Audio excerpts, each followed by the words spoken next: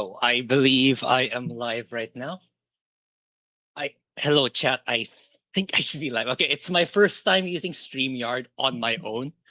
So yeah, so bear with me if there's any technical issues. But yeah, so Phil is not here today, so it's just me.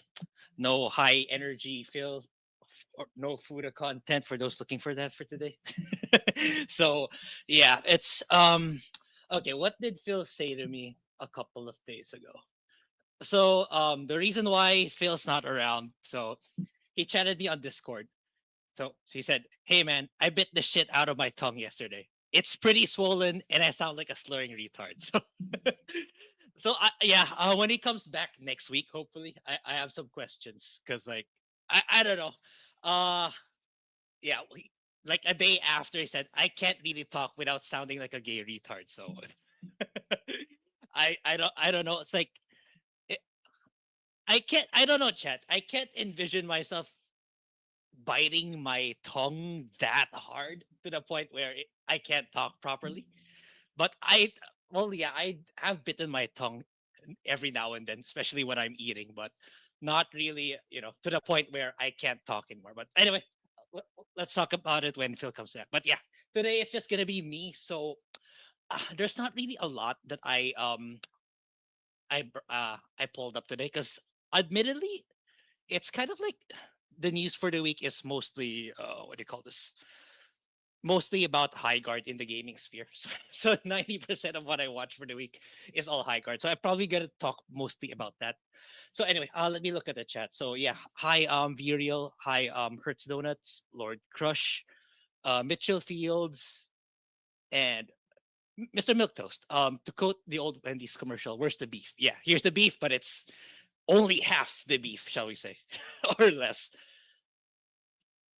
Phil will be here once he's finished wiping his internet browsing history. And yeah, and I don't know. It's just how strong did the bite have to be to not be able to talk? And I'm questioning how that happened per se because like I can't visualize it. I really can't. So yeah, so hi Jim Watari, Junebug, and no Fuda, only JRPG. Yeah, I'll talk about a little bit because that's mostly my personal content. I don't really want to derail this channel with mostly JRPG, but I will talk about it. Uh, Finally, are we having a Grae Coomcast tonight? A little bit, yeah, yeah. Nag-rate ba tayo ng ngipin? Oh, I just saw your name now, Grace's cousin. Okay, no comment if that's true or not, but thank you for the 5. Thank you for the 5. Mag-rate ba tayo ng ngipin? I'm not sure. I can't remember if there is any, but I'll do my best. Huh. Phil will be now known as B Tong Ao. Yeah, yeah, Rabnad's like, it's kind of weird. Anyway, yeah, I'll leave him to explain next week on what happened, or maybe in his own personal channel when he streams next week. He should be back. I think he'll be okay by next week. So Clownfish TV was talking about 1/3 of all game devs who have been let go over the last 2 years.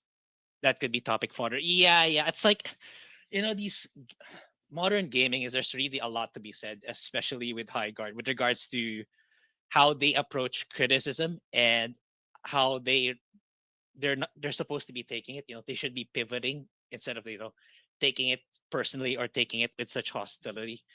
And it's pretty sad. Like we all know what the outcome is. It's always going to be they're going to end up shutting down or winding down, and then just continue to go down that path of making crappy games. And but thankfully we have stuff like Expedition 33, like the smaller indie titles, stuff from China, which we're gonna talk about today. But yeah, I'm hoping that things will get better. I think it will. The money's kind of was gonna force them to do that somewhere down the line. When the money runs out, they're gonna have to, change the error of their ways. That's how I see it. And yeah, like it's only a matter of time.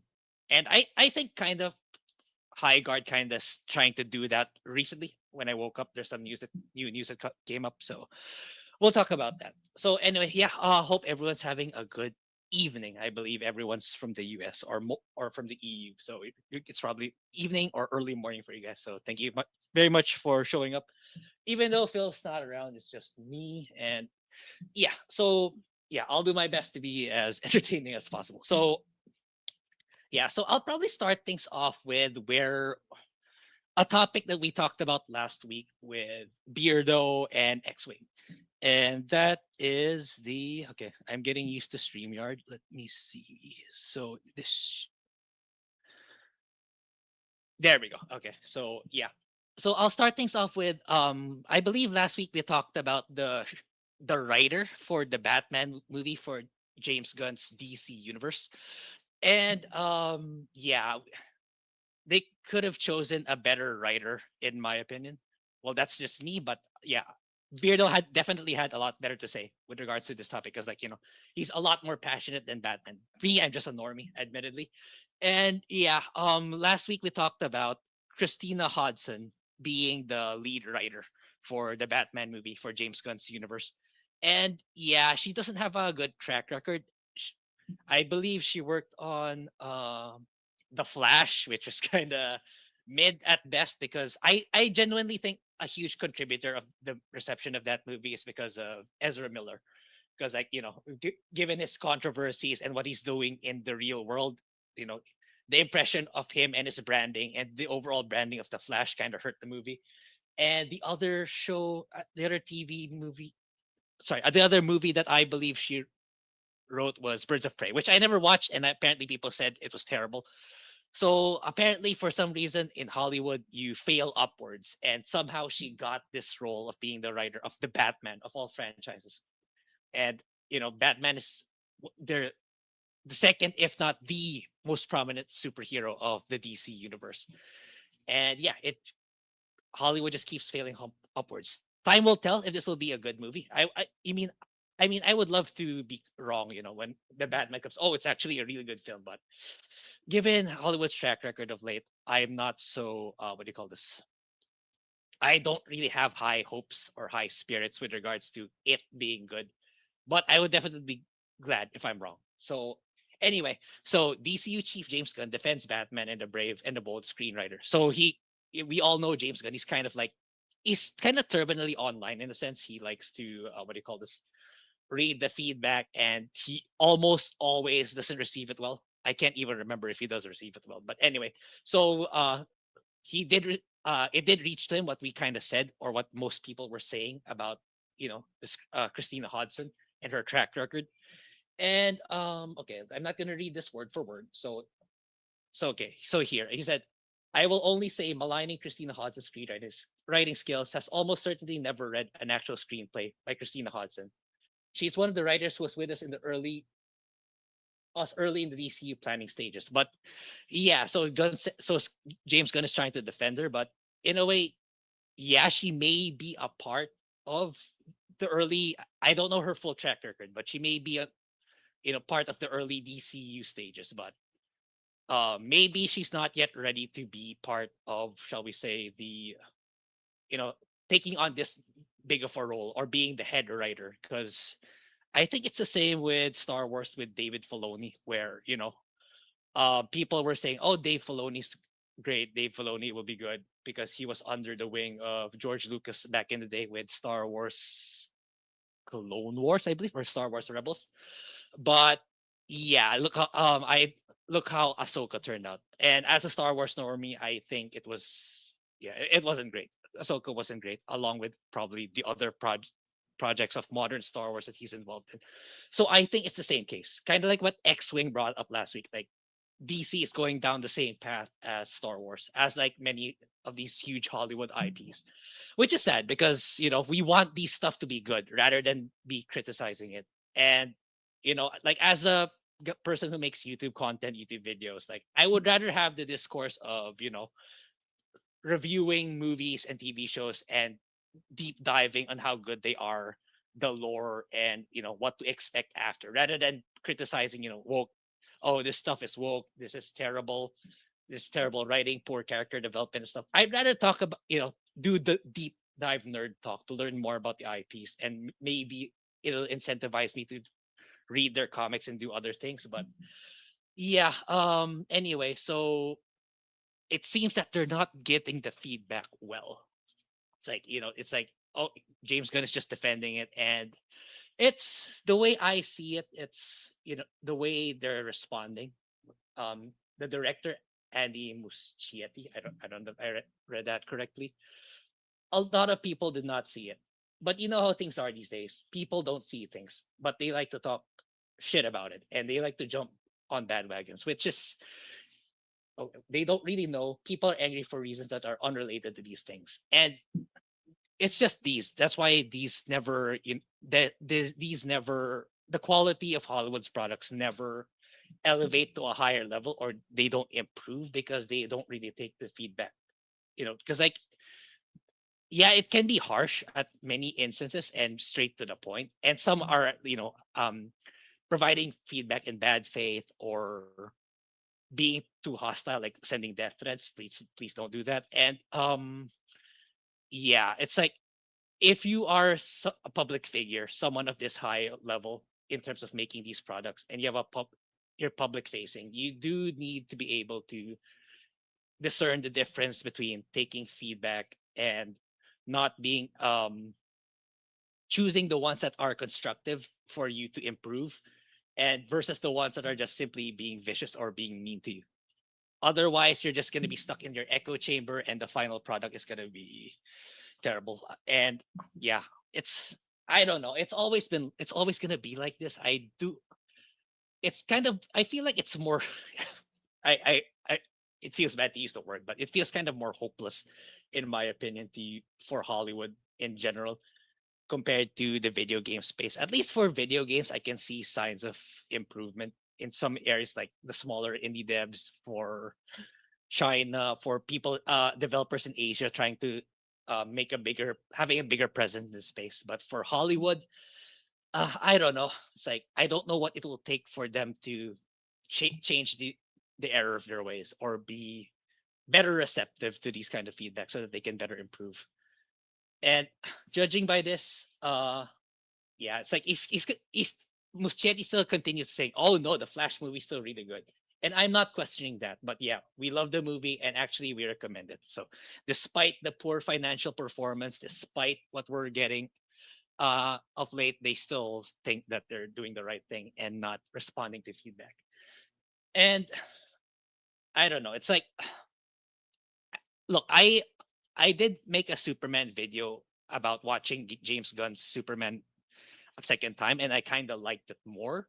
But for most people, it didn't resonate with them as much. And Man of Steel was definitely the better one in terms of performance and in terms of better overall reception. And I don't know if James Gunn still refuses to make the necessary changes. And dear God, if he writes the same way Guardians of the Galaxy as his Batman, yeah, I think his DCU is going to be cooked. And by the looks of it, and it's looking to be that way, as much as I don't want to say it because of these feedback. Okay, so, it says here, The Flash failed among all other reasons because it wasn't a movie that appealed to all four quadrants. I don't necessarily agree to that. It's more of like, he's looking at this statement is more of like looking at it in a business sense, because, like, in business school they teach you the star, the cash cow, the I forgot the other two, but it's really more of listening to your audience and catering to your core audience. In this case, stay, like Beardo said, hire people who are passionate about the old comics, and then just leave it, let them cook, let them be the ones to decide which are the stories that have not yet been shown in the cinema, that deserves to be in the cinema. And I don't know, these people in Hollywood just are, they keep insisting that they should be in their echo chambers and not go out and see how they can be better. I don't know what changed somewhere along the way where feedback is somehow not being taken anymore. Something must have happened, like, a decade ago or so. Because it used to be, what people teach you at school: learn to take feedback, use it as a means to become better. And overall, it's not just a personal development, but it will also reflect in what you do and what the final product is. So yeah, not looking good for in terms of feedback. Uh, yeah, I'm not too hopeful with this new. incoming Batman movie, especially Batman, where think the tone is much darker from a Superman movie, and Batman is a very serious character. So if you're gonna put any comedic elements to it, you just gotta be. It has to be, very subtle and very particular, very specific type of writing to be able to add some humor to Batman. But I don't know. Time will tell with James if this iteration will be good. But based on these feedback, I'm not too hopeful. But anyway, so that's about it. I don't really have much else to say about it. I really hope that it'll be good. But Hollywood has kind of disappointed us time and time again. So anyway, yeah, I'll check the comments. So from Makoto, I'm just fatigued with superhero movies in general. DC are yeah, that's true. That's true in a sense, but it's also I feel like it's this type of their poor reception to feedback, and they continue to go down the path that they want to, even if it's not for the best for these franchises. That's part of it too. I do think they need to wind down a little, give the give the public a little break from them. That's for sure. And but at the same time, they also need to take these feedback into heart and get better. You know, because if they want to continue making these types of movies and entertainment, that's what they have to do, at least in the long run, without relying on ESG or outside funding. Which is gonna force them to add political takes or change the way they do things because of these high level investors. So yeah, agreed. Four quadrants just sounds like modern Hollywood's failed attempts at appealing to the mythical modern. Yep, that's true. I agree. And the thing is about entertainment. I think a lot of these investors or big institutional investors is that uh, it when it comes to entertainment, it's a mix of art and science. You can't treat it at the same way as, like, for example, like a steel manufacturing company. That's the problem with these, investor types who don't understand what they're getting into when it comes to entertainment. They feel like, oh, if I min max the profitability, it's gonna do well. Kind of like what mobile games are doing, or a lot of modern games are doing with, predatory monetization, FOMO of releasing games earlier than they should have, or releasing games earlier if you have the deluxe editions, or excessive expansion packs or DLC. They're so fixated on the profit margins that they forget that the profit comes from the actual product, if it will resonate with gamers or not. They want to apply multiplayer gotcha elements and stuff like that. It's the same with Hollywood. They thinking that if we insert these modern progressive elements, they think that's going to go well just because the loud minority on the internet says so. And it has been going on for forever, and still kind of is, despite recent memory where they're winding down on the EI. It's still happening, as we'll as we kind of see with a lot of these franchises. And yeah, all we can do is, like, keep pushing back, keep speaking out, and until such a time where things are finally going back to normal. Yeah. Hello, Blackhawk. Hope you're doing okay. Bet Grace particular burned out hearing about U.S. politics and Hollywood being in the Philippines. Philip, I'm not really sure with regards to the Philippines, with regards to these stuff. I know a bit, but in the Philippines, in my perspective, there's bigger issues. There's bigger issues, like, the mass corruption going on right now, and what else? And it's getting harder for people to find jobs with the increasing prices and stuff like that. More so than what's going on in the US. And yeah, that's another thing why I think this stream is gonna be shorter than usual, because, like, US politics is really more of Phil's forte, and he's more exposed to that environment compared to me, because, like, I'm just limited to what's online, what's on X, what's on Twitter, what's on the news reports. So I can't really have a strong say when it comes to political topics. When it comes to Project Eggroll, I usually leave Phil to lead the conversation on that, and then say what I feel about it, because it's really more Phil is more passionate about that, and he experiences it firsthand compared to me, where I don't. I'm literally at the other side of the world. So my feedback on that is limited. But generally speaking, about the ICE stuff, it's like I I kind of agree with what Trump's doing with regards to that, but I do see increasing pushback with regards to ICE not doing it properly, or in regards to ice being what happened? Okay, my headphones turned off because there's no audio, but being increasingly scrutinized because they're targeting the wrong people. But that's kind of like in um a nuanced topic. But in general, I think illegal immigration is really killing the culture in a lot of countries, not just in the US, particularly UK, the EU, and also in Japan, which is kind of disheartening because like I see the vending machines in Japan being desecrated by the illegal immigrants, which that's why I in general believe that they're doing the right thing in regards to pushing illegals, okay, not all illegal immigrants out. I think James Gunn actually liked The Flash. I think Gary, I think it was an all right film. I really think what really hurt it was Ezra Miller. You know, him being the lead character really didn't help it at a time where he was getting so much scrutiny, getting so much what do you call this? Getting so much backlash, and it's getting recorded all at the same time while building hype for the movie. I think that's what really hurt the movie. If it was played by, I forgot the name of the actor of the TV show. If it was Grant Gustin, it could be wrong, but if it was played by him, it would have been significantly better received. Otherwise, it wasn't that bad. It was, the the twist was okay, I suppose, and Michael Keaton as Batman, I think that was a good nostalgia for a lot of people. Not me personally, but I bet for many DC fans. And I'm in the US and I don't even pay attention to US politics. And yeah, that's the thing. Just try to focus on entertainment. Yeah, that's a part of me does that too as a person who makes YouTube videos because like it can get really toxic. Not just even the politics, even just like DEI or woke stuff. It's like you can't be talking about that every week. Otherwise, it's gonna get to you personally, mentally, and emotionally somewhere along the way because you have to balance it out. Like either you stop talking about it for a while or you wind down a little bit and talk about something else. Because otherwise, it's gonna burn you out, and you're gonna kind of slow down, especially in terms of making content if you're doing this full time. So yeah, I get it. I definitely get it. So sometimes I intentionally not watch politics videos or not read about political comments anymore because like yeah, it can get a bit excessive. So it's a matter of perspective or balance. So Grace Cousins with the five wall poster. This has been going on for a long time now. Okay. But yeah, I'll try. I'll try.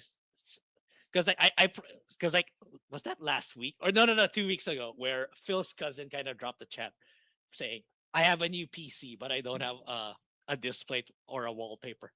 Maybe I'll look into getting a display for reals because like I was so fixated on getting a PC, but I'll try to get something in that empty wall. Yeah, double Ezra definitely doesn't help anything. Yeah, for sure.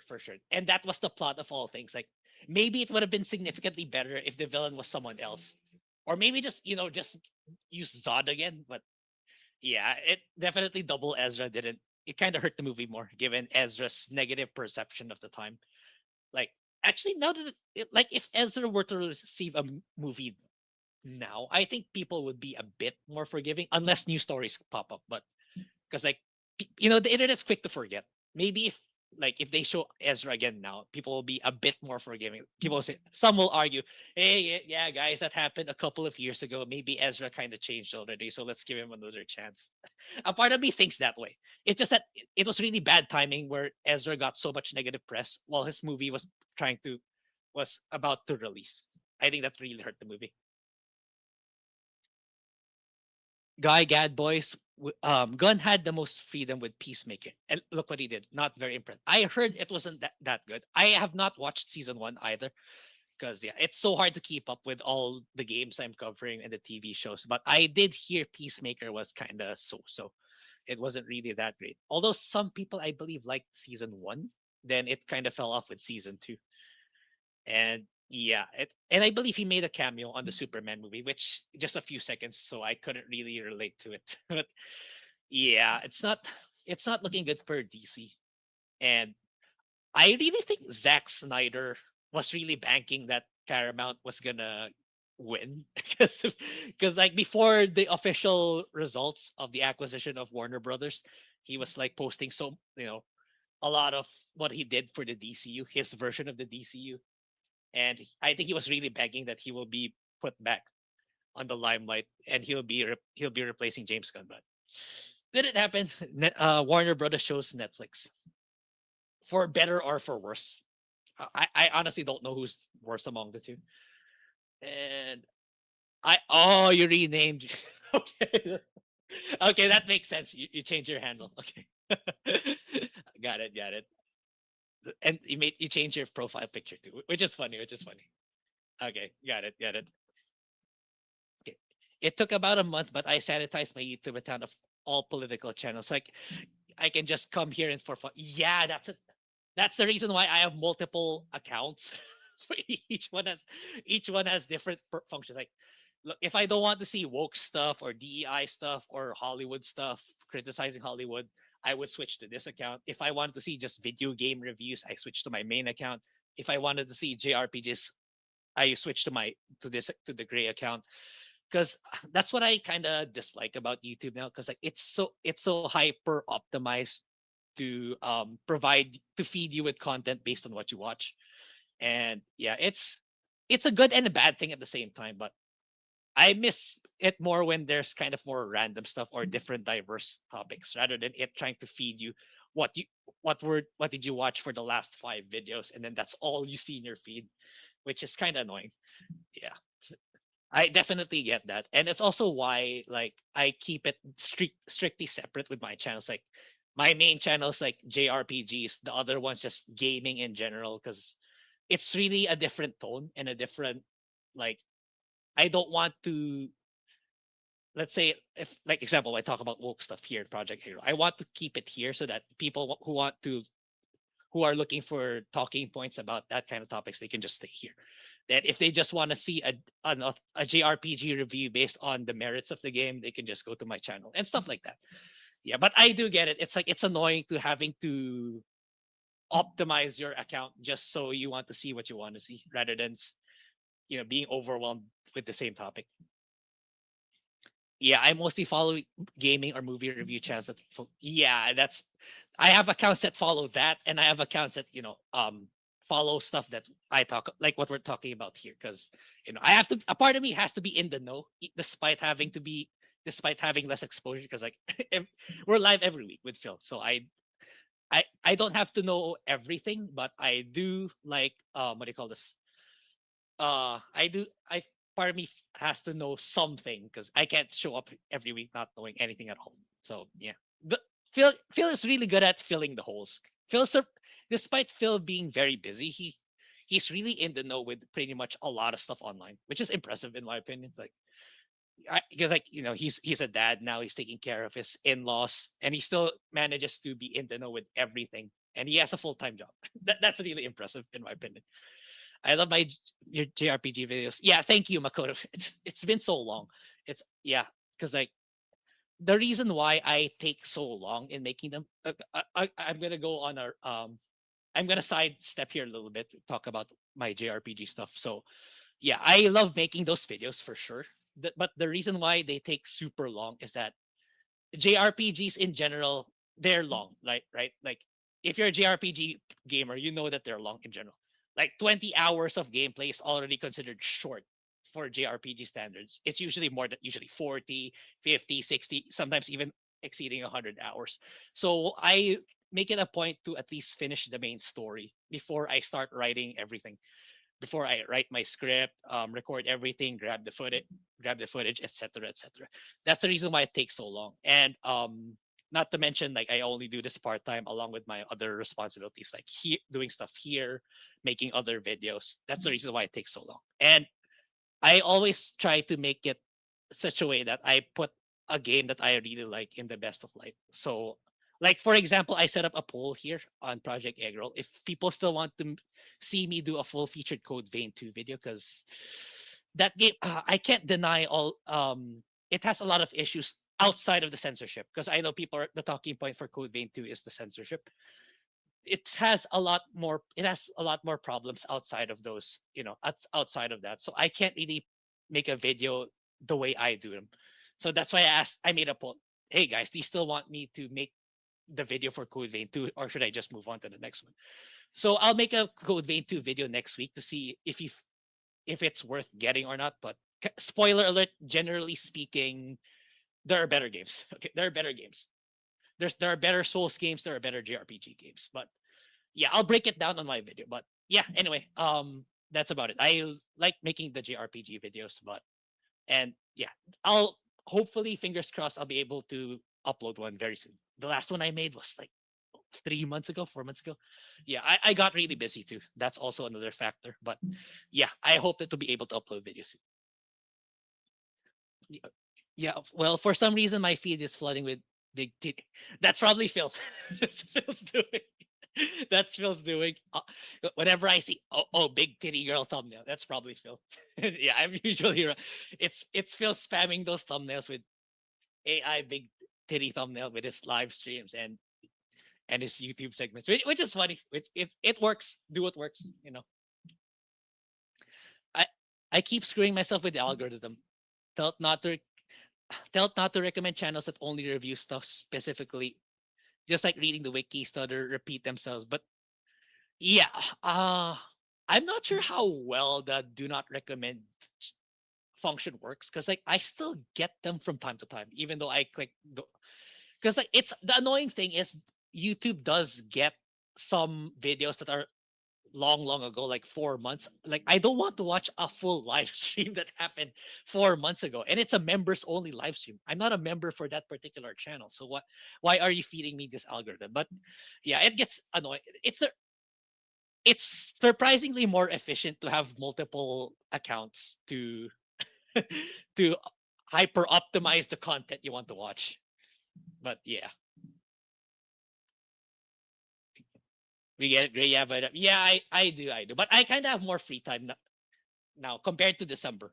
The good thing December is really a blessing for me in terms of like, yeah, I was super busy, but now I have a better PC thanks to that. So I've been saying I wanted a new PC for the longest time. Now I finally got it. So yeah,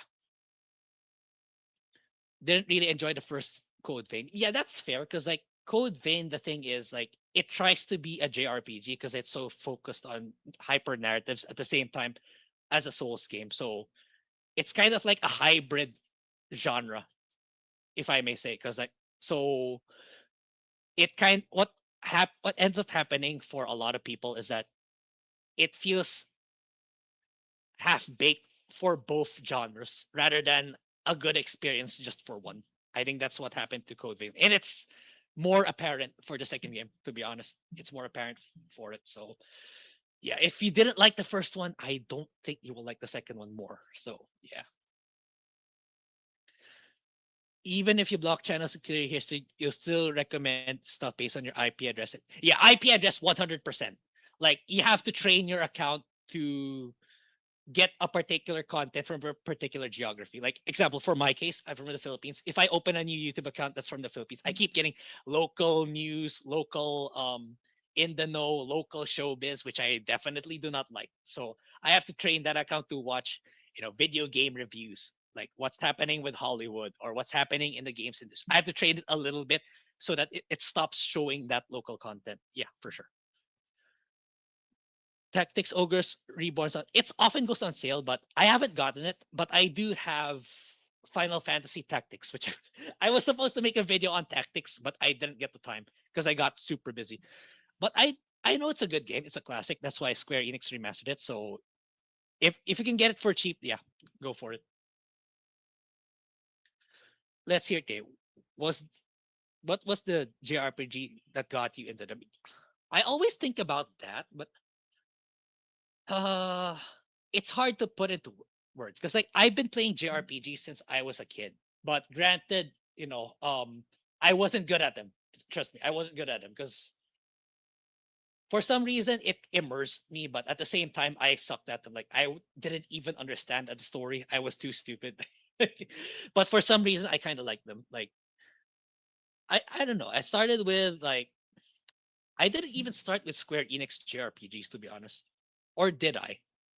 I started with stuff like more obscure ones like Breath of Fire 3 and um not even Final Fantasy 7. I started with more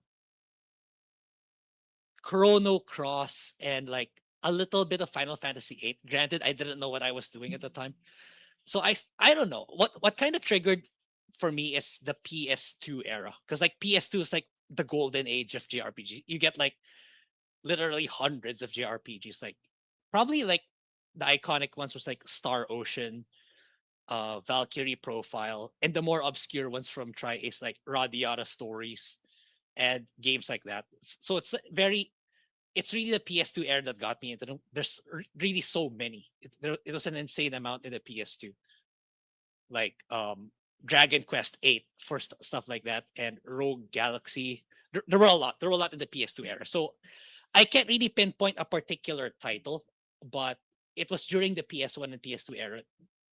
Even though I'm not a good player, for some reason it resonated with me. I think it's because I'm more of particular with stronger narratives. I'm really more of the narratives kind of rather than the massive multiplayer games or more of the mainstream games that resonate with me more.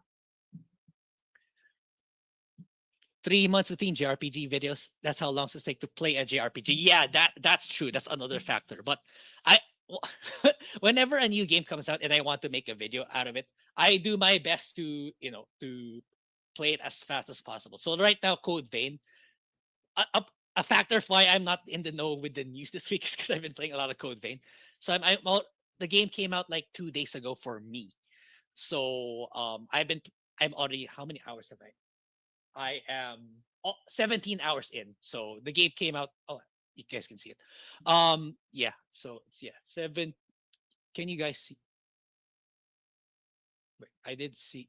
Okay, that's kind of weird. But anyway, yeah, I'm 17 hours in despite just being 2 days. So I'm trying to speed run Code Vein, at least the story part, so that I can make a video. But yeah, it's in a few days. Dragon Quest 7 comes out, so I'll play Code Vein 2 a bit more. But I do believe I've played enough to make my initial thoughts on the game and what my recommendation is. But yeah, point being, JRPGs are super long, which is why I take a really long time making videos.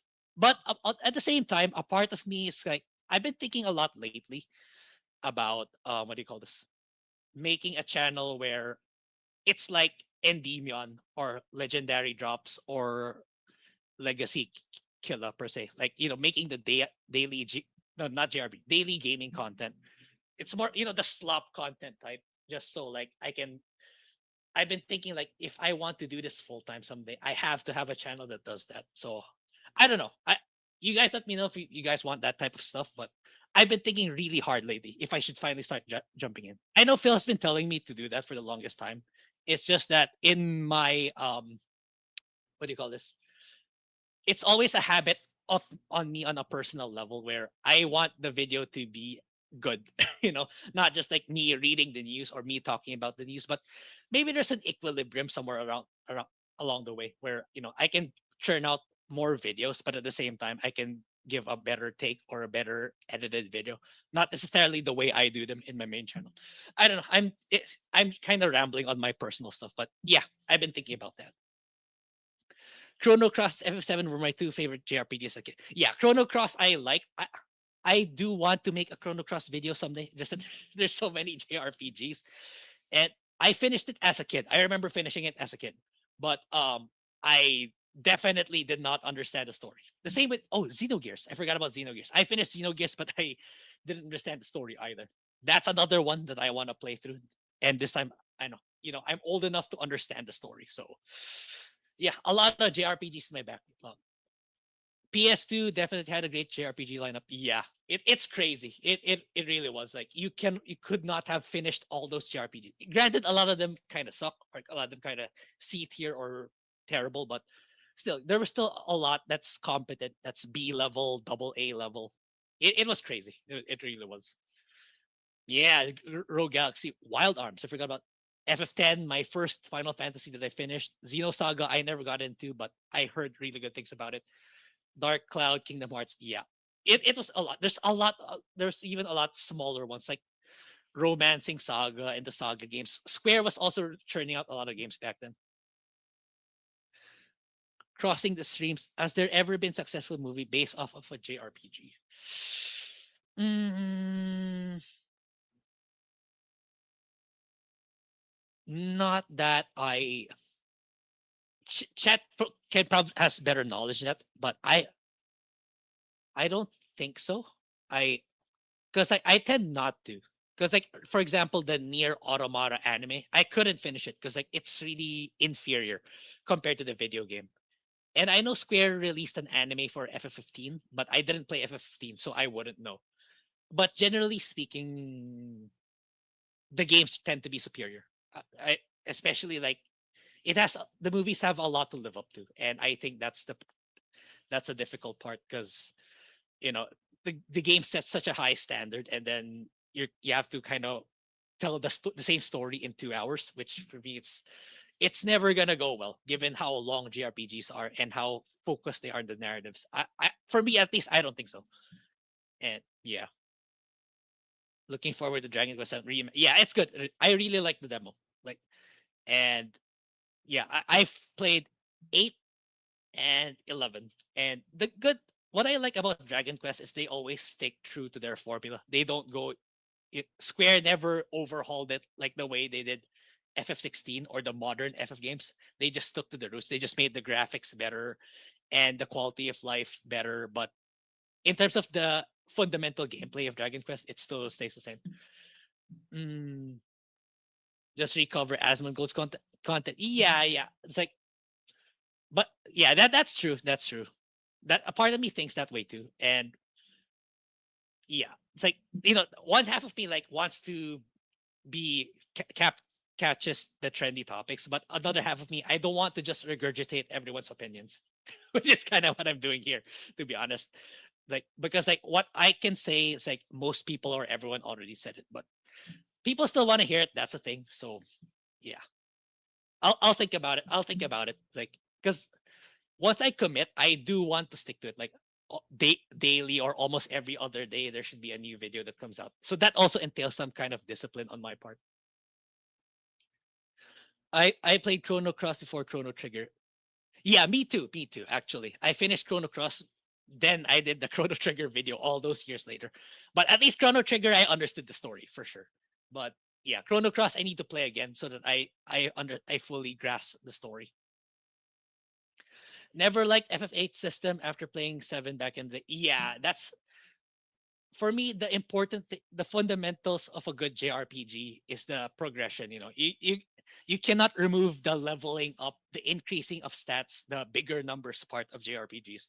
Otherwise, like what's it all for? Because like a good number of hours in playing the game is you know that dopamine hit of your character getting stronger. And if you kind of scale the level of all your opponents, then what's the point? Why would you even bother engaging with the system when it's legit easier to not fight rather than to fight? Yeah, I think that's what really hurt FF8. And if Square decides to remake FF8, I hope that changes. They just make it the usual level up system. I think it'll do the game wonders if they did that. Okay, the reason why I have not watched Advent Children is because I never played FF7 yet, not even the OG. Maybe I should at some point, but my plan now for FF7 is what do you call this? Uh, I'm waiting for Square, which 100% they will do, is to release all of the entirety of the remake, intergrade, rebirth, and the final chapter in one package. Because I don't want to pay $70 per chapter. It's really for me. It's like it's a bit too much. It's too yeah. I don't want to commit that way, and I think Square kind of felt that. So I think it'll be the last time they do that. I think in the succeeding remakes that they do, it's just going to be everything in one package. They're not going to split it into multiple chapters. Yeah, I brought this up to Phil a lot of times in real life. It's like because in a business sense, that's also not good given how expensive Square is investing per title. Because yeah, you can convince a lot of people to jump into the first chapter because like it's the very first one, right? But convincing new people to get into to rebirth, it's because you're gonna have to tell them to get the remake, get intergrade, and then get rebirth. Like it's a hard sell. Then let alone the third chapter. You have to tell people to get the remake, get integrate, get rebirth, and then get the third chapter. It's hard. It's a hard sell. That's why I'm waiting on Square, which they all almost 100%, pretty much almost 100% do is package it into one. That's when I'll get into FF7. Then I'll start getting watching the spin-off movies. But I did play Crisis Core. I did play Crisis Core on the PSP and Crisis Core Reunion, which which I like. But I probably missed a lot of Easter eggs because I didn't play the OG7. But I did like Crisis Core, where you play as Zack. Final Fantasy Spirits Within, yeah, yeah, I did. I watched, but I don't remember. I don't remember what I watched it like in second grade, so I need to watch it again before before I need to watch it again because I forgot, pretty much forgot. Agree. I'm glad they never made Dragon Quest Action to chase. Yeah, yeah. If ever it was just I believe Dragon Quest has some spin-offs too, but I think those did well also. And but the mainline entries, I'm glad they just kept the turn-based intact, and they just made. You can argue that they made it too easy, but you can say the same for a lot of the modern JRPGs nowadays. It's generally speaking, it's easier, but they do what they gotta do to capture a wider audience, I suppose. But yeah, I'm glad too that Dragon Quest didn't change that much. They just refined the formula, make it better, and added new characters and made a better story. Hell yeah, back when Eidos and Enix hadn't merged yet, Namco too. Yeah, that's true. Yeah, I think Enix had, their games had more heart back in the day, back when they weren't too commercialized. But they're kind of Square Enix is kind of doing great lately. I do know Rebirth kind is sold out on the Switch 2 because it got ported to Switch 2 recently, and I did really like Octopath Traveler Zero. So I do like the HD 2D art that they're doing. I do want to play more of those in the future, like the Dragon Quest ones, the other Octopath Traveler games. Because yeah, after experiencing Octopath Zero, I do think Square is going back to their roots. At least they're trying to. And they're gonna start releasing original IPs again in 2027 or 2028. I could always go the VTuber route. Maybe. But yeah, I still like have to hire an artist to design because I don't know the intricacies of VTubing. I know like some models are a lot more intricate and a lot more expensive than others.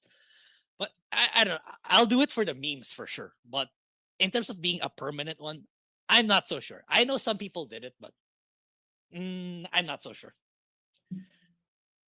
I never played F7, yeah, because I don't know why. Um, I when it comes to Square Enix, I do like their double A IPs more. I do like Star Ocean more. I do like Valkyrie Profile more. I do like Dragon Quest more over Final Fantasy. Yeah, yeah. So and anyway, but I will get it at some point. I will get into Final Fantasy. I did play 6 though and 10, but most of the time ironically the mainline FF's Final Fantasies don't resonate with me. The first part of F7 remake was a cash grab. Yeah, that's the thing. It's like I think Square changed too much with regards to what do you call this? They changed too much with regards to what they wanted to do in a remake.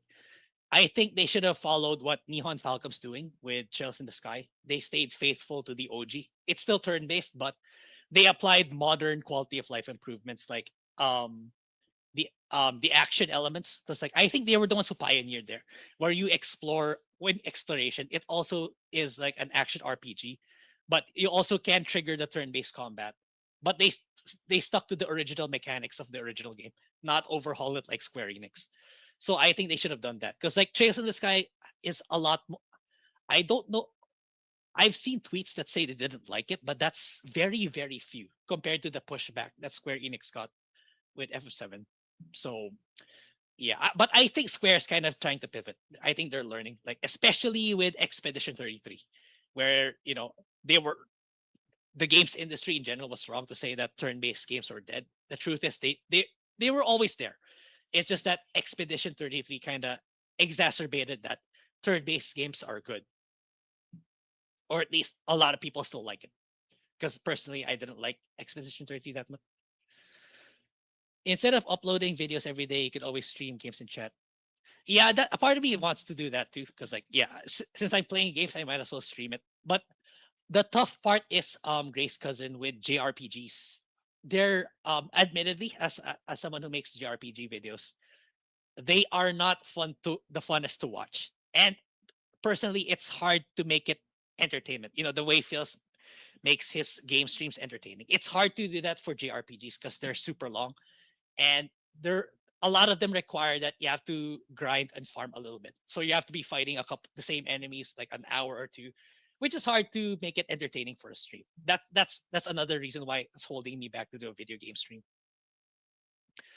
I got Octopath Traveler 2 for 0 for Switch. Oh, you're in for a good time. It was a used copy and only for yeah, it's really good, Rabnet. I really liked it. And it's you're gonna spend minimum on 100 hours if you want to finish the game, that is. But like I tried thinking maybe I can finish this like in 80 or 70. No, like it's pretty much impossible because of how much you're getting. Yeah. Wasn't there a Western developer who recently said that audiences don't want JRPGs? Yeah, it's that sounds like very ignorant. But a part of me kind of gets what they're saying. I kind of brought this up a few weeks ago with Phil, where I feel like games like Trails in the Sky, you know, those kinds of games, those are never gonna get the mainstream audience. They're never gonna get extremely mainstream simply because of their art style and art design. Because like it's not the kind of art style that um resonates with a lot of West the Western audience. Because Western audiences in general prefer Expedition 33s, the more photorealistic, Unreal Engine type of art styles, rather than the anime kinds or the 2D HD 2D kind of visual design. So it's for me, it's both a good and bad thing because the good thing is I don't want GR, I don't want my favorite games to be ultra mainstream because you know look what happened to Final Fantasy. They tried to make to streamline so much that it started to hurt the brand overall. So I don't want my other favorite IPs to go that route either, where they have to accommodate to it has to try to capture a mass appeal where it kind of lost the soul and identity of that particular IP. So that's the good thing. Then the bad thing, of course, commercial wise, the company could make more money, but I think they're making good enough money to still continue to keep the show running. At least that's how I see it. Persona 4 remake will also prove turn-based games still viable. Also, I agree. I didn't personally care for Expedition 33, but I respect for being consumer-friendly price game. Yeah, exactly.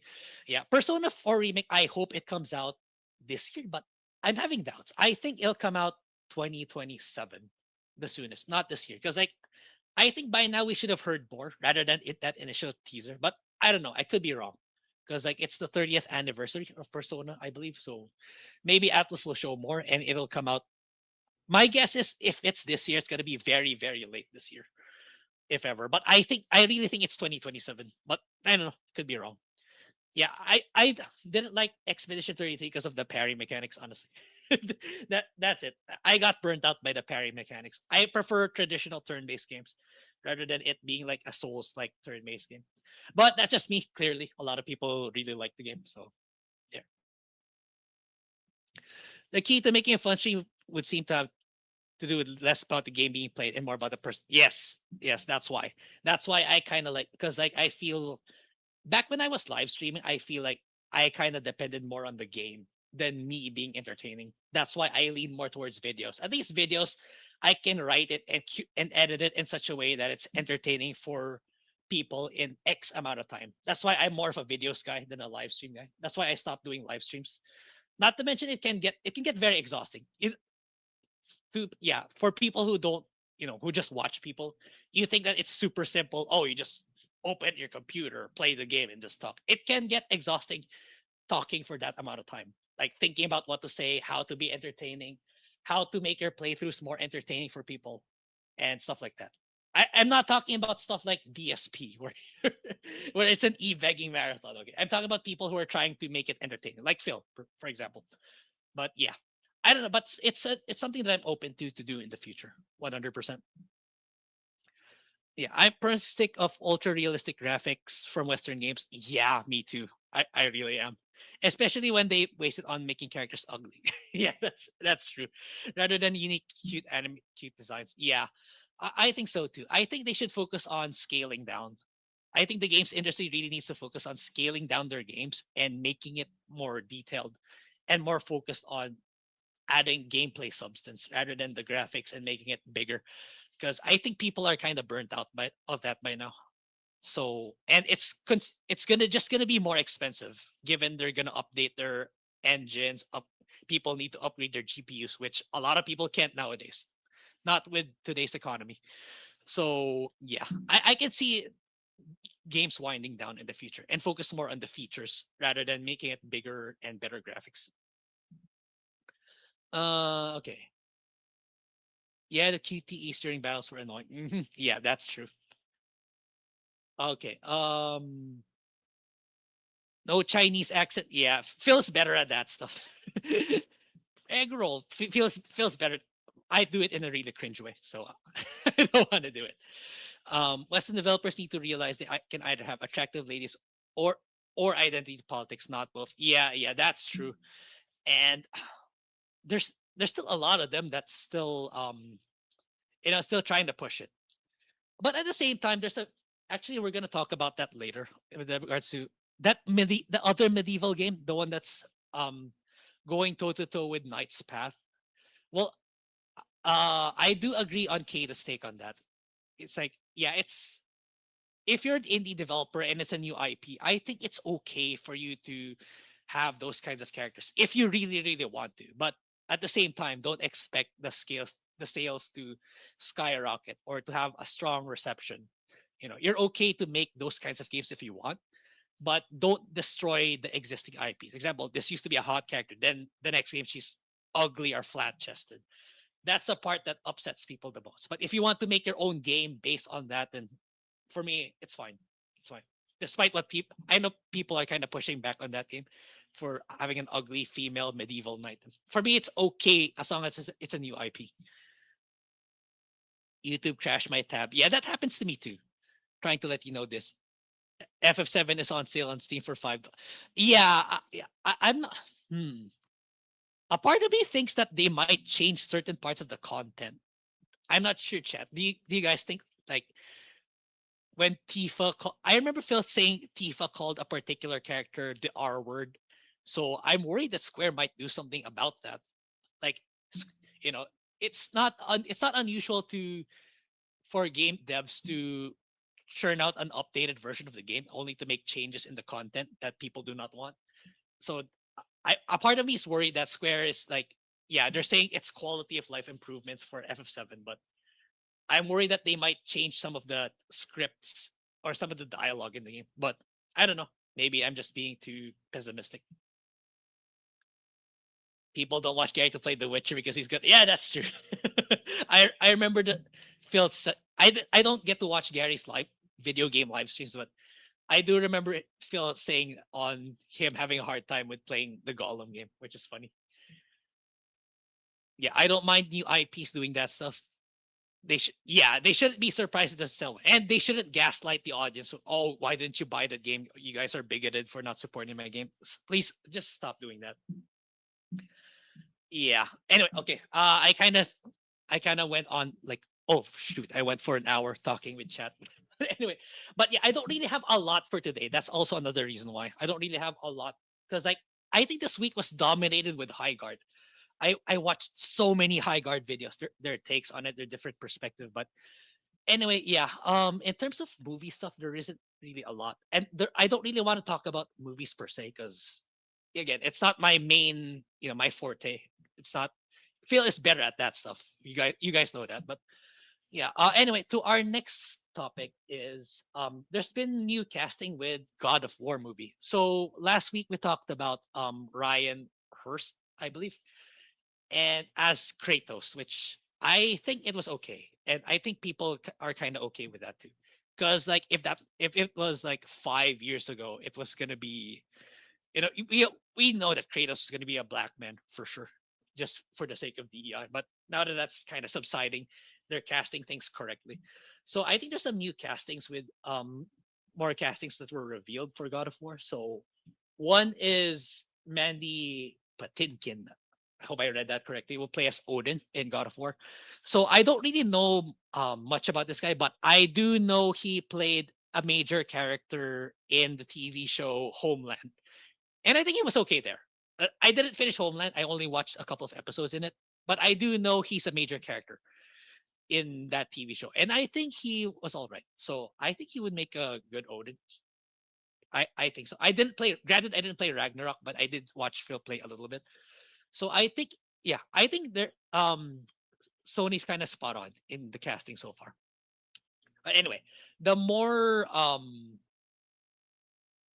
yeah, another one is Mimir. So the VA, I think this is guys the VA of Mimir. So he returns as Mimir in the God of War TV show. So that's good too. So I think they're getting it right. But I think the highlight for this week is the dwarves, Brock and Sindri. So it's, yeah, it's got the reason why it's important because like I don't know who they are. I don't know. It's gonna be casted by Danny Woodburn and Jeff Coca. So it's kind of like a slap in the face for Peter Dinklage because oops. Okay, let me remove that. Sorry. It's kind of a slap in the face for Peter Dinklage because we all okay. I think the article kind of talked about it. Yeah, Peter Dinklage kicked the ladder over behind the ladder behind because if you guys remember during the casting of Rachel Zegler's Snow White, Peter Dinklage kind of screwed over a lot of the supposed actors for the dwarves initially because like Peter Dinklage says, "Why are you casting small people as dwarves? That's kind of like stereotypical and stuff like that." And which ended up this initially, at least, Disney laying off the actors for the dwarves, and it kind of set a bad precedent for people getting these roles, which they kind of want to because that'll bring them to a higher status in life. So good, pretty good thing that these people are getting hired again for actual dwarf roles, not for the sake of diversity or inclusion, just because it fits in the story. So I think overall that this is good that these they're getting casted again for actual roles. So in terms of how they are, I'm not really sure in their performance. I think chat would know but for me the highlight is at least it's a slap in the face for Peter Dinklage. Like screw you, Peter, for kicking the door just because you got your bag in Game of Thrones and you're prominent in many other TV shows. So yeah. Anyway, oh, I heard about this one. In the movie Markiplier's Iron Lung came out. Number one, is that is this the same as the video game? That's my question. I know there's an indie game called Iron Lung, but it could be an entirely different thing where the entire game is really short, where you're just stuck in a submarine trying to figure out what happened or trying to get out. I believe. I'm not sure if it's the same plot or it could be just another thing entirely. But yeah, I did see headlines on this, but I it's hard for me to commentate on that because I don't know what it's about and yeah, I can't really say anything about it because I don't know anything about it. But I did see that in my feed too. Yeah. Okay. I've never played any of the God of Wars. Only the old. Okay. Personally, I prefer the OG Kratos. Like when Kratos 2018 was first revealed, I think, oh, cool. Like this guy has is actually dead and has responsibilities now. That's pretty cool. But looking back now, I do miss the old Kratos, where it's just getting revenge and killing all the Greek gods. I miss the old Kratos. I also miss the old gameplay of God of War, because I prefer. I'm kind of tired of the photorealistic games with the RPG mechanics. I do prefer the platforming mechanic, action adventure style of the older God of War games. So I feel that you're not missing out a lot, but you can get the God of War games for kind of cheap nowadays. So it's the new God of War is more modern gaming per se. But in terms of like if you miss the old style, I prefer the older God of War games for sure. I recommend God of War 2018 and Ragnarok. Yeah, I know generally it got good feedback, especially 2018. Ragnarok, it says there's some controversies with regards to the casting of some of the way they portray some of the characters. They kind of race swap them, and in terms of the ice giants, but that's about it. Generally speaking, I think they're both good games. Ah, okay, it's based on the Iron Lung game. Okay, I should look into that. I should, but yeah. Okay, interesting. Yeah, I, I didn't have time because I was so busy playing Code Vein 2 the past few days. So that's why there's a lot of stories I probably need catching up on. But I'll see. I'll try to take a look at it. Yeah, I because Phil wanted us to talk about Night of the Seven Kingdoms too, but I didn't watch episode 2 yet. But I did like episode 1. I think it's setting to be a good TV show personally because looking back at it retrospectively for House of the Dragon season 2, I think it's not great. I think it's bad. I think it's kind of sucked. With Damon stuck in Harrenhal the entire season, and and I feel like overall it's just samey. The only good part about season 2 was the dragon fight. The part where kind of look, I don't even remember their names anymore. But yeah, House of the Dragon season 2 was for me kind of mid at best compared to Night of the Seven Kingdoms, which it's a much smaller story, but and it's definitely more leaning more towards the comedic factor rather than the darker tone of the Game of Thrones games. Sorry, the Game of Thrones TV show. And yeah, I think it's a breath of fresh air. I kind of miss the more traditional storytelling where they don't take it way too seriously. But at the same time, it has kind of a nuanced writing. It's not James Gunn kind of comedy. It's comedy where it's appropriate. So I'll be I'll dive into more specifics when Phil comes back because I think I'd rather have Phil talk about stuff because like when it comes to TV shows, like I tend to forget certain scenes, certain talking points to bring up and stuff like that. Unless it's a scripted video, then I would remember everything. But on the spot live stream, I tend to forget a lot of things. But overall, I recommend Night of the Seven Kingdoms. I learned about a smoker. That's what I thought too. But it's actually a thriller plot with regards to yeah. I know it's the entire game's just you can finish it in an hour where you're stuck in a submarine. So it's kind of like a horror thriller factor. Anyway, yeah. So next thing is I do want to talk about a little bit about a AI. So apparently something happened this week was also Project Genie, which was revealed by Google. And I do want to go through this because it's becoming a really huge talking point, especially with regards to the economy and businesses as a whole. Because like apparently this kind of affected financial markets of late. So I'll do a watch on this a little. I'll commentate on this a little bit because yeah, this is actually I'll share my thoughts on this. Okay, let's just see Google's new reveal, new tech demo, Project Genie. Okay, let me know if you guys can hear because I'm not sure. This is my first time using StreamYard. First time me taking control of StreamYard. So I'm not sure if you guys can hear it.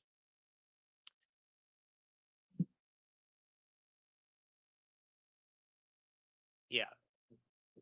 The first time I saw this is actually yeah, this is really impressive in my opinion.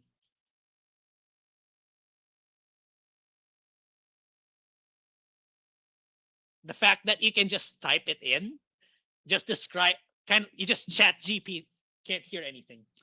What do I do? Okay, let me see. Hmm.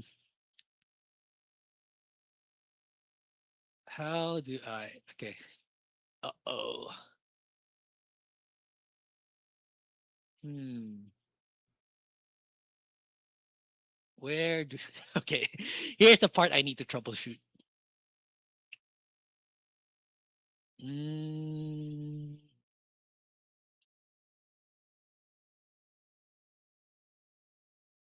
I can hear it, but chat can't. So what hmm.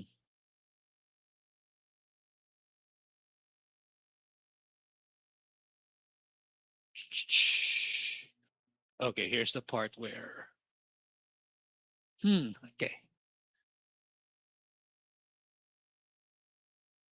Where do I.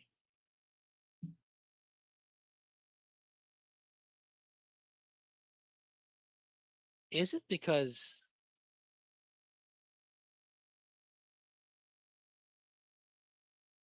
Hmm.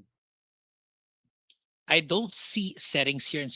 Shoot, I should have asked Phil this. Wait. I hope he's on now. I'm gonna chat it.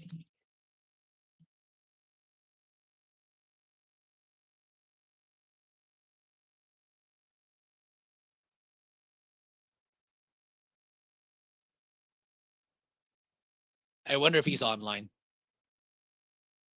But hmm. Wait. So tech issues.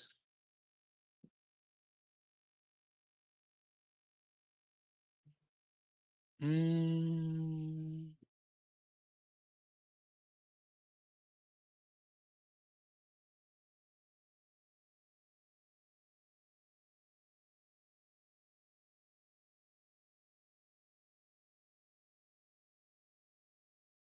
Huh.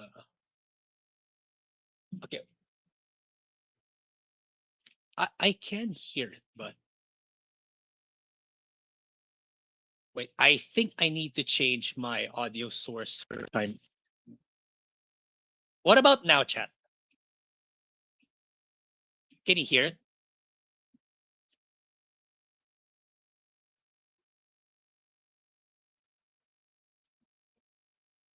Or is it be or no sound? Hmm. What did Phil do?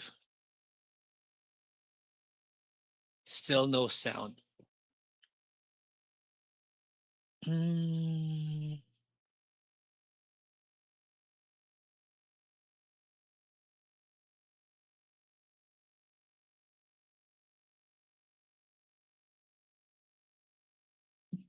StreamYard.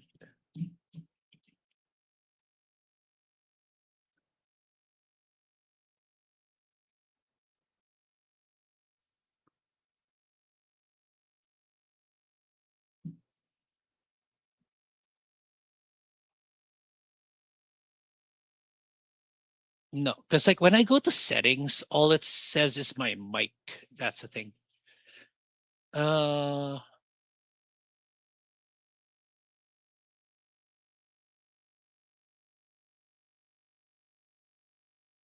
so you shouldn't be able to hear this. I'm playing a YouTube video that's showing a tutorial.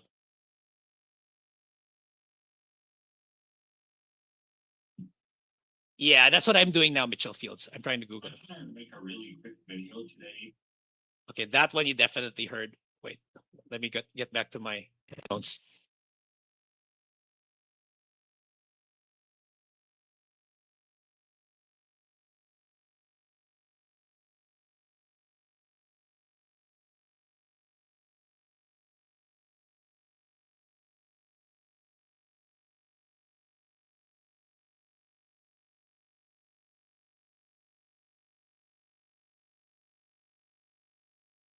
Give me a moment, chat.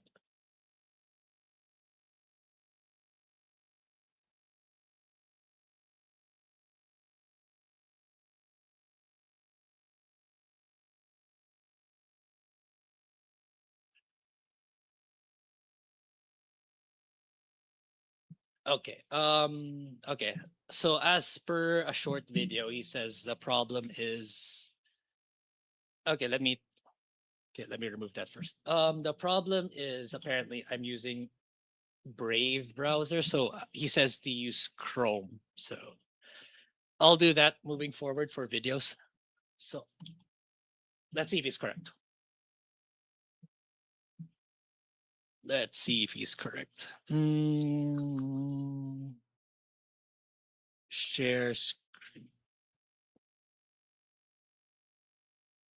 share screen.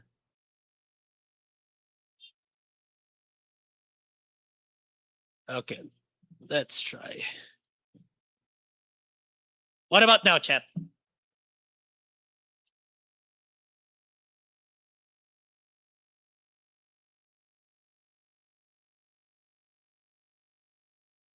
It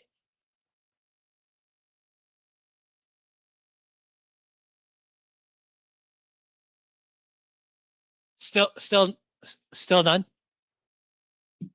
Okay, what is wrong? Okay, I didn't think this would be a problem. My bad. Oh god. Huh. No, it still didn't solve it.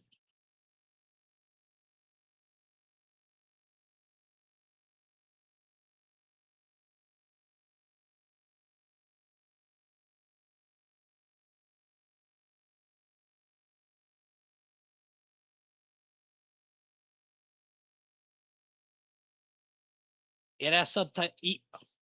Yeah, the thing is, Makoto, I do want to commentate on some videos later. Definitely, you need us. We definitely need sound for that one later on. That's why I want to troubleshoot this now. Uh, it doesn't really say anything for this video. It's good to have no sound. But the thing is, later on the stream, I do want to talk about some things um that require. Mm, wait, let's go back to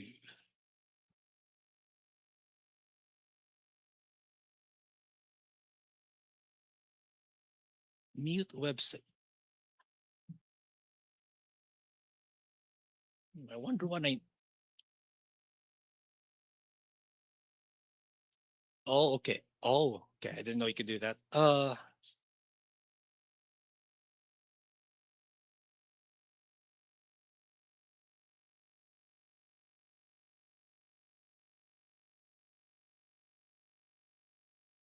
This is my microphone.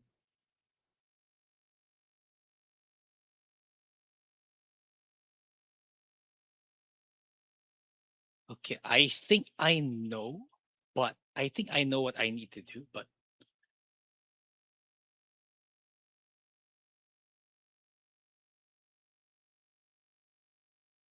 the problem is I'm gonna lose my mic if I change it to if I change the audio to my PC.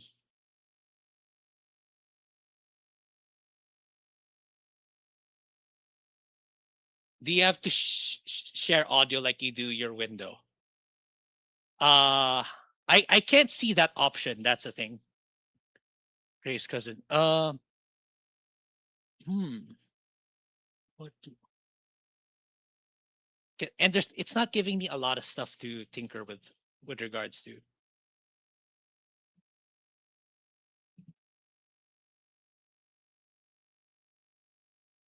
Let me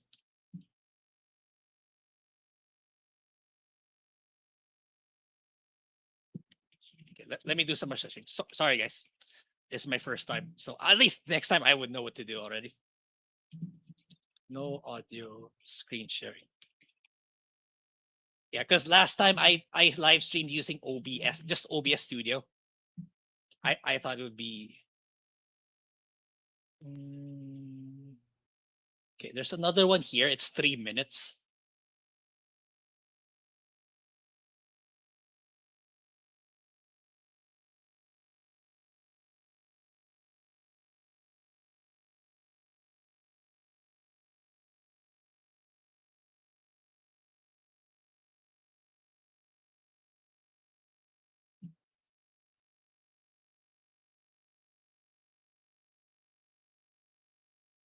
Oh shoot, it's in Indian. Oh, never mind.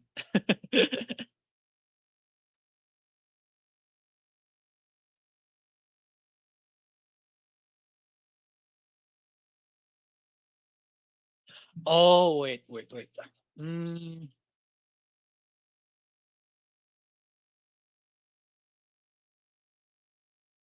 okay.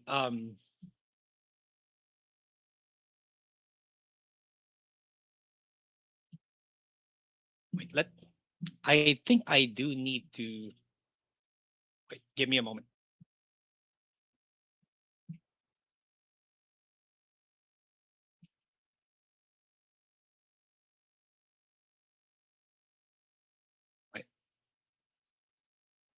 Le-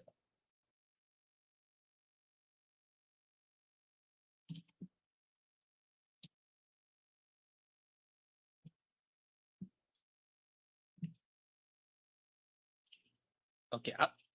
I keep getting people keep saying it has to be Google Chrome. So, oh yeah, was there okay, there were super chats that I missed. Yeah, Mitchell feels with the two. Please no men using AI filters to be women tax. Yeah, Phil's not here, so there's no tax except the teeth tax. Okay, thank you for the two. Set up monitor behind you. Share the video like a weatherman. It's hard to for me to pull that off though. Okay, wait. Let according to okay, I invite.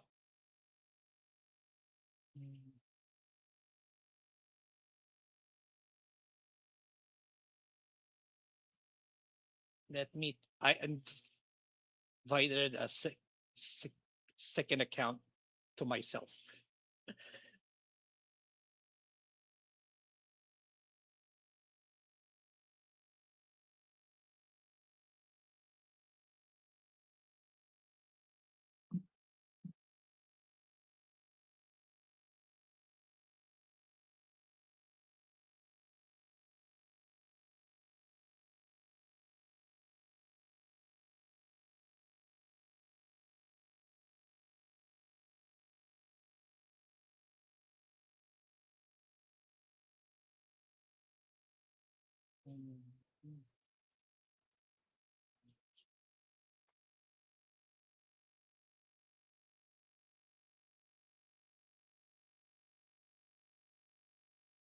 Okay, I think I'm gonna have to. Yeah, it's so distracting hearing myself, but I think this should work.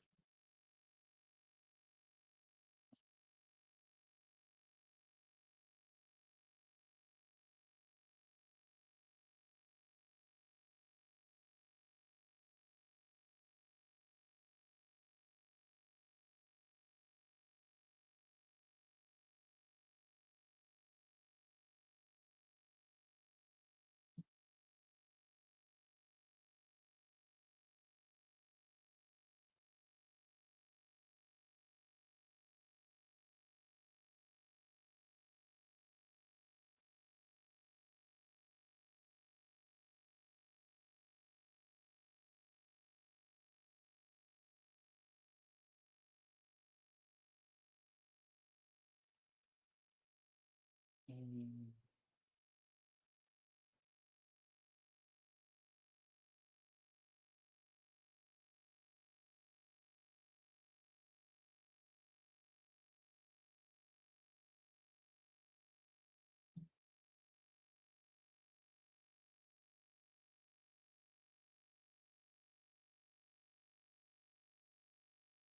Okay, this should.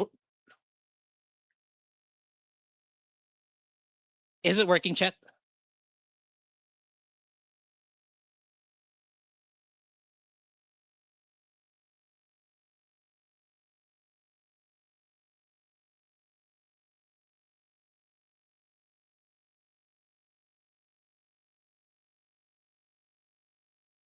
Oh God.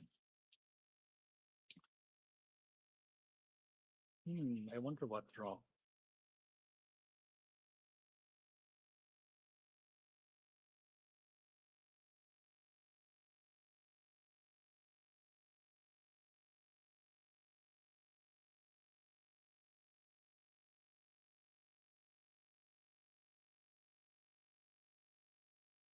Wait, I think it's the permission.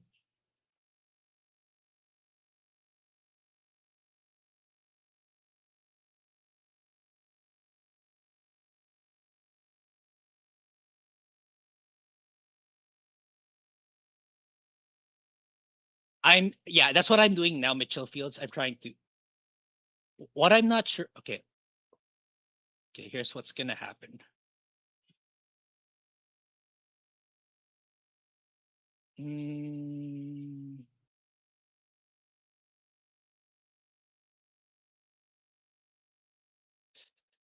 mm,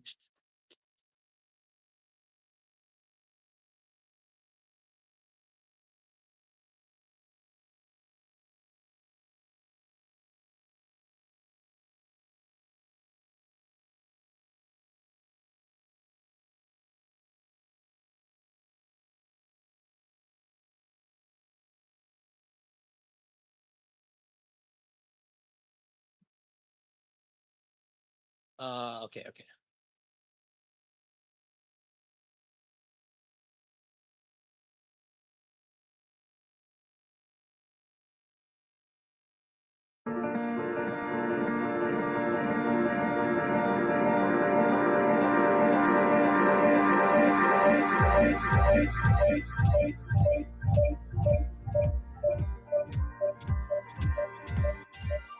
S- Okay, okay. But it's super weird because I have to hear myself twice, and I'm hearing myself in audio, which is anyway. I'll live up to it. Okay, so finally, let's play. Yeah, I'm really impressed with this tech.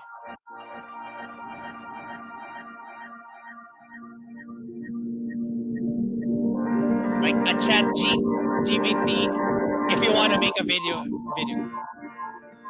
Like for me, that a part of me wants to be a game dev, but I don't have the time or the money to get into game dev. So maybe with this in the future, I have a better shot.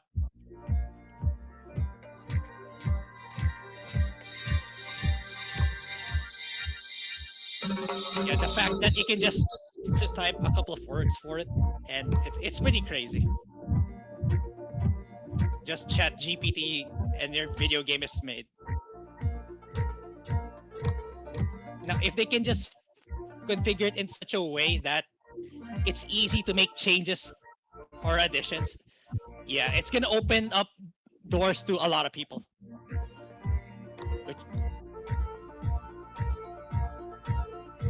like like me, nor me myself, who has zero experience on this, maybe I have a fighting chance on making a decent game. I don't know, but again, this is just a tech demo, super early stage. But overall, yeah, this looks great. And that's another the thing. You can take a you can picture, and then it becomes a video. That's really good. And okay, I'll talk about what happened in the markets after.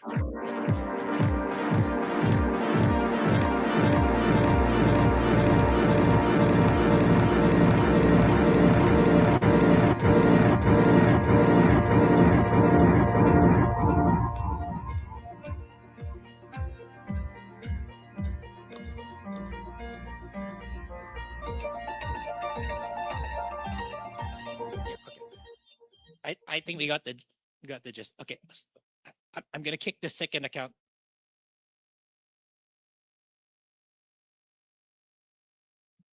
Okay, yeah, that. Oh, you guys can hear the echo. That's the thing. Yeah, I can hear myself talking, which is like I can't talk straight. I'm talking gibberish during the video. But yeah, okay, I'll try to figure it out. But okay, at least I'm getting closer. I'm getting closer to where we need to be. But yeah, so let me share my screen. The Here in Firefox. So yeah, it's like Google revealed that this like 2 days ago, I believe. 2 days ago. So yeah, sorry about that. Yeah, I'll consult with Phil how to better do this next time. So but I think yeah. So to those who want to use StreamYard, I think you should be using Google Chrome. Like you shouldn't be using any other browser for when if you want to use StreamYard, because yeah, I only found out now that it's Google Chrome that supports audio when showing your screen, and it's not any other browser.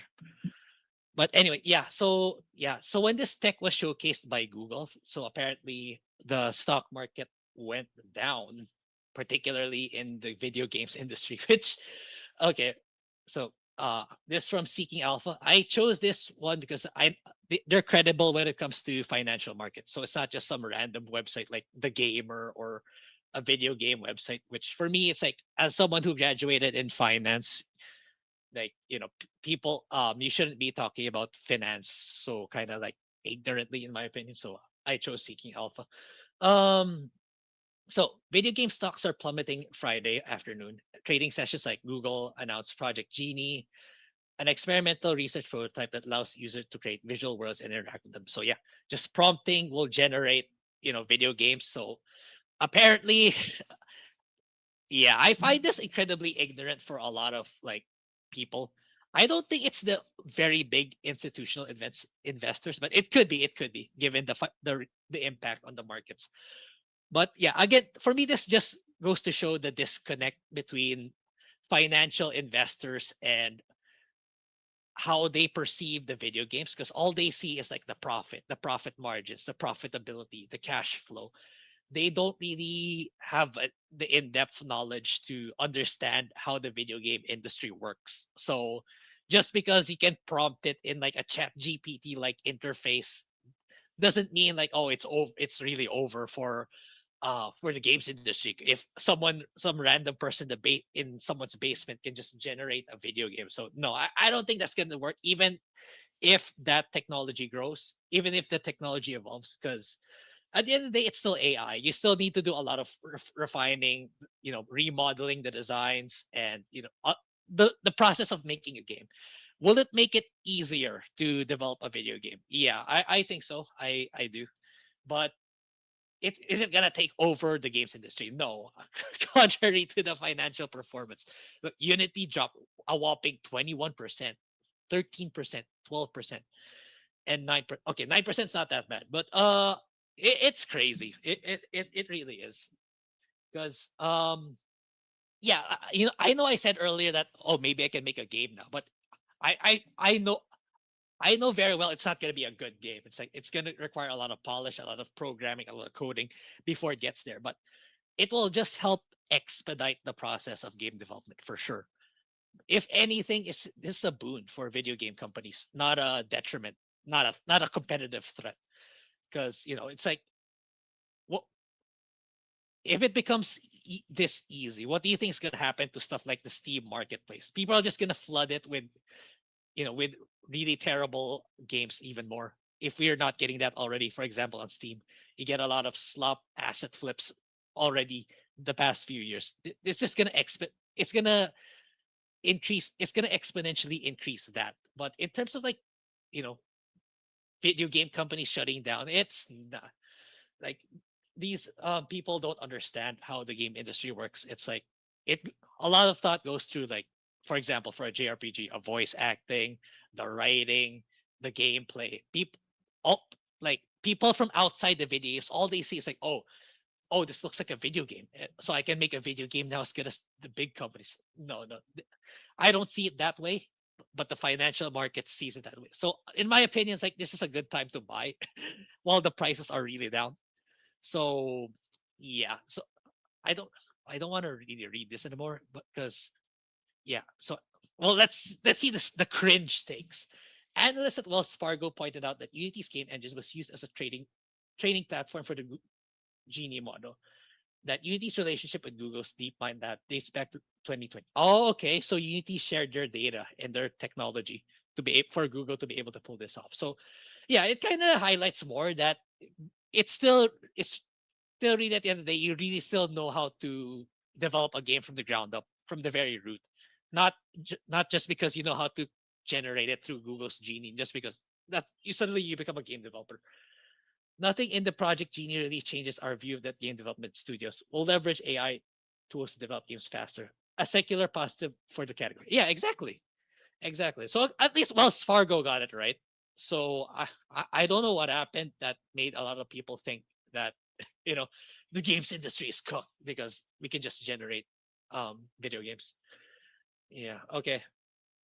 Yeah. Unity's role is to operationalize these advancements. Outputs from world models are ingested into Unity's real-time engine, while they are converted into structured, deterministic, and fully controllable situations. Within Unity, creators define physics, gameplay logic, networking, monetization, live operation systems to ensure consistent behavior across sessions. Yeah, so essentially at the end of the day, it's a lot of people are against AI because, yeah, as Mitchell Field says, they're taking our jobs, and which is not the case. Well, those are the useless jobs, yes. Okay. But if you're a legit developer who's good at what they do, who knows the ins and outs of their tech, who gets better at what they do, you're not gonna get laid off.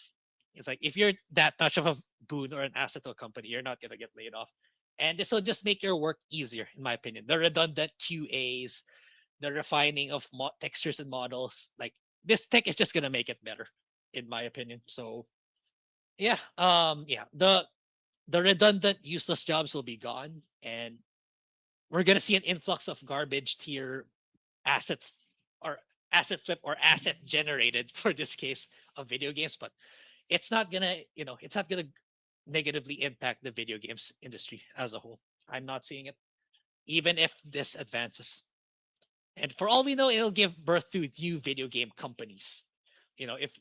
If someone manages to create something good out of this and becomes increasingly better, I believe that's the backstory of Expedition 33. I believe Guillaume Broche, that's a story where he didn't know anything on how to develop a video game.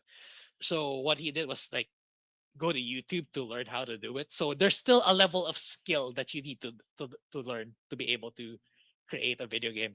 And let's not forget Expedition 33 had a lot of outsourced development.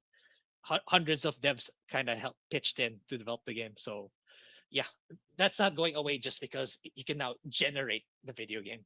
It's not happening. It's still rough around the edges, and I don't see it being that sophisticated.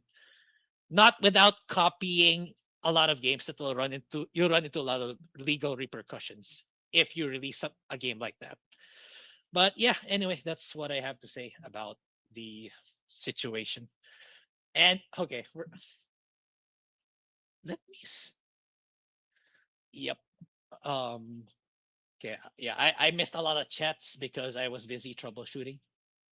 Yeah, from a creative standpoint, that's amazing. Yeah, agreed. Like it's a new option for people who don't have access to this tech before or who don't have the means or the time to learn. At least there's a new option for you. And who knows, you can come up with something good, but it's not going to be a threat. It's not going to cannibalize the games industry, not unlike the market reaction, which is crazy. It just shows how out of touch people are outside of the game industry is compared to people who are into this kind of thing. Look at all those tabs. That's everything I wanted to talk about today. And I might not be able to because like I spend a good amount of time troubleshooting. Uh Stock market's like a flock of birds. It takes flight for random reasons. Yep. Yep, that's true. So if you're gonna invest in this, like, have the discipline to not look at it every day. I'm guilty of that, I'm for sure, but it's healthier to not, especially in an investment standpoint. If you're not trading day to day anyway, and you're not in the know about like fundamental analysis or technical analysis, don't look at it every day because yeah, it's the market goes crazy. It's very unpredictable. It's and irrational. So okay, so speaking of AI, it's not being used for it's being used for terrible purposes too. Okay, let me see what.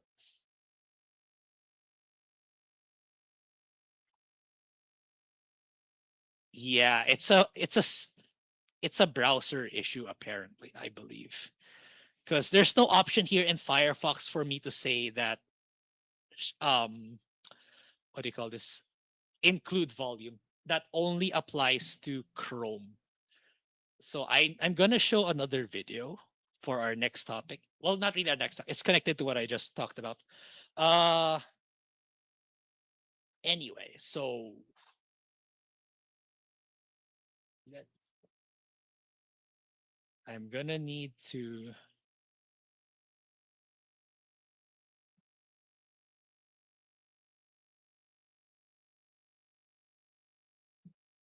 Oh, hello, Tano. Firefox. All the problem is Tano and Palcas. Like I'm having problems right now with StreamYard. With when I share my screen, no one can hear the audio unless it's on Chrome. That's the problem. Uh, and the problem is it's causing what do you call this? It's causing double. It's causing a double echo. But let me try again. Okay, I need to share another video.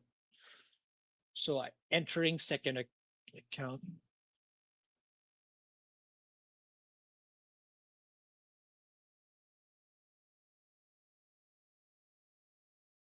Self. But yeah, okay, I'm gonna need to hear myself again, which is hard to speak. But do what I gotta do.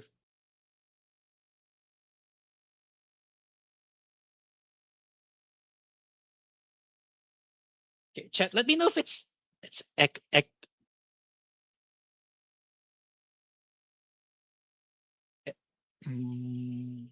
okay. So this came out of my feed. So apparently, someone from India stole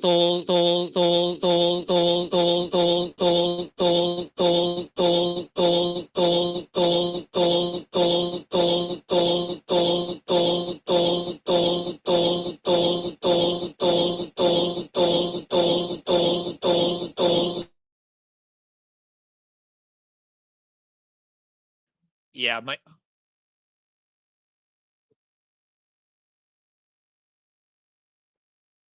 yeah, okay. I'm gonna need to.